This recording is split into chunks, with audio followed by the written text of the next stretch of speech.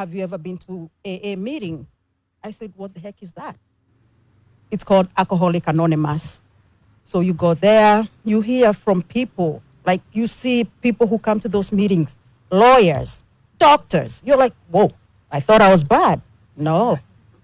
And that's how my recovery started.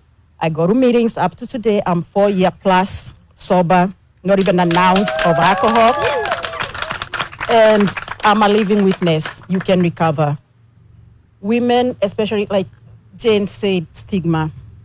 Like, oh, she's a drunk. Oh, that girl. Oh, like my dad is well known in the community where I come from, Dimu. Like, oh, that Shiron Dimu. Like, I'm like, oh, wow. My dad even get stories from here. Oh, your daughter, this and that. But nowadays, I went to a point of time I wasn't talking to him because I was ashamed.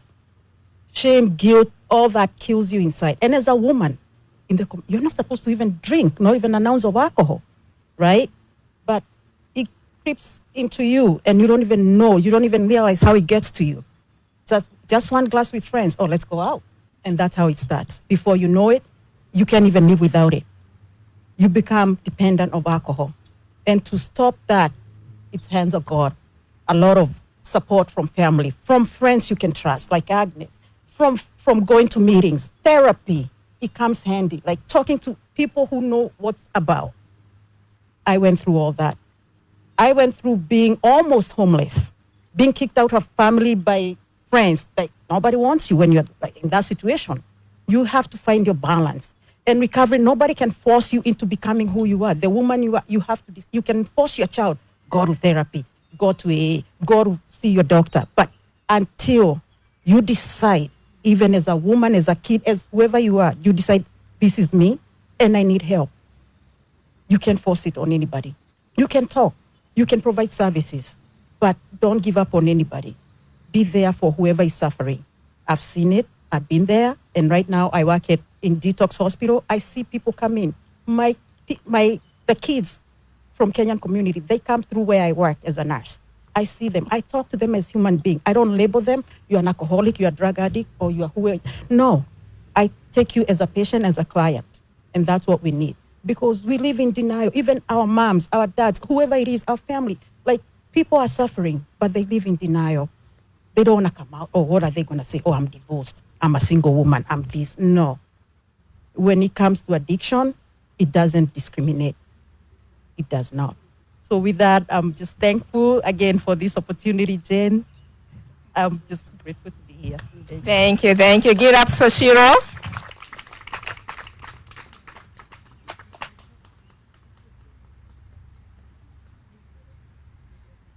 Thank you so much. Recovery is possible. Amen. And recovery is meaning that you accept that you have a problem and you start working on it. So when you're done, there are resources for Uhai over there. You can get a flyer and get to know what is going on Uhai.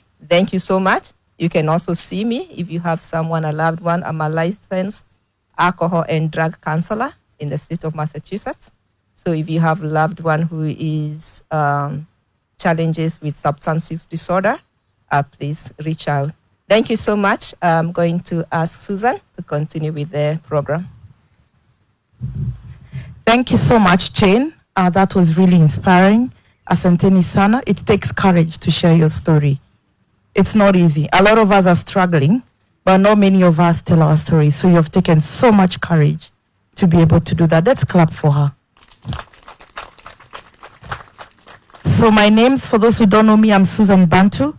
I'm going to introduce Her Excellency Pastor Dorcas Rigathi to this women's breakfast meeting today. So, good morning, ladies and distinguished guests. We welcome Her Excellency Pastor Dorcas Rigathi. Welcome to Worcester. We also welcome Honorable Anita Ndhombe, MC of Nyeri. And we also welcome Honorable Damaris. Karibuni sana. And all protocols observed. I also invite all the pastors in the house. Karibuni sana. Let's wave our hands if you're a pastor and say hi to everybody. Asanteni. Thank you. It is a true honor to introduce a woman whose life and ministry have left a lasting mark, not only in Kenya, but across the world. A woman of wisdom, prayer, and passionate service. Her Excellency Pastor Dorcas Rigathi, the former Deputy First Lady of the Republic of Kenya. Let's clap for her. Her Excellency is an ordained minister at House of Grace Church in Nairobi, where she has faithfully served in pastoral leadership, mentorship, and spiritual care.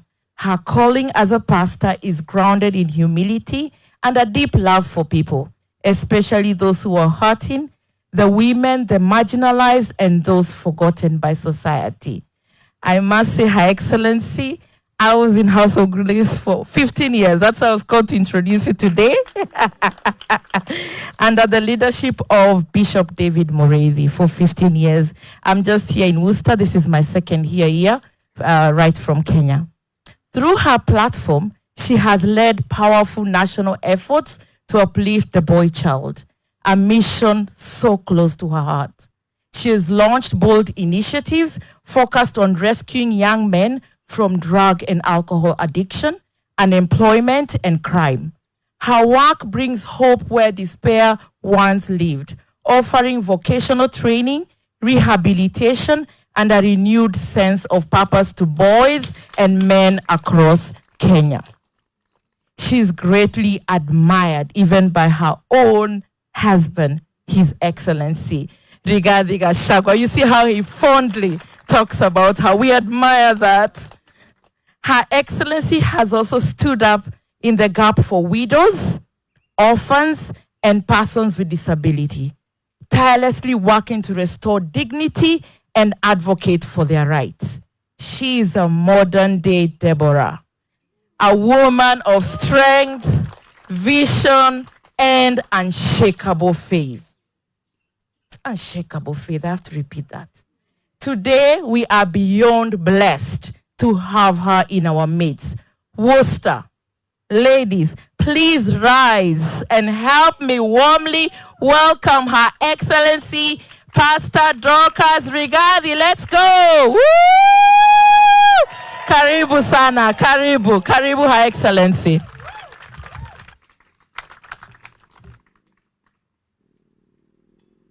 Thank you very much. You may be seated. To our host, Jane, and your boy child number one, thank you for agreeing to host us here. To the pastors who are here, mothers, and community leaders in your own right.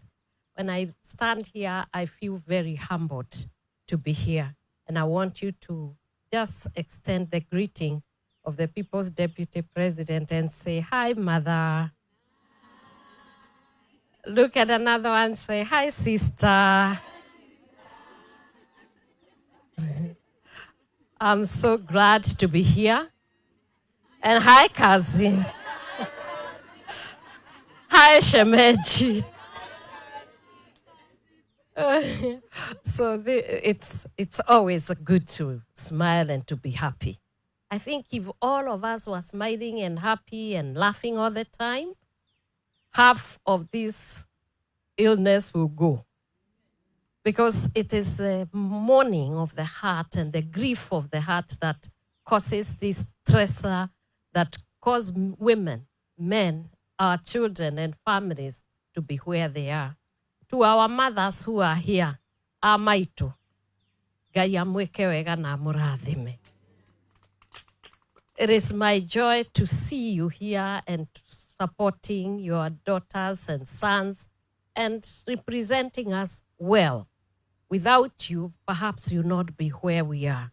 I am always very happy when I see mothers, because mothers, as the Bible would tell you, is a source of life, the source of guidance, a protective umbrella that takes all the rain, all the sun.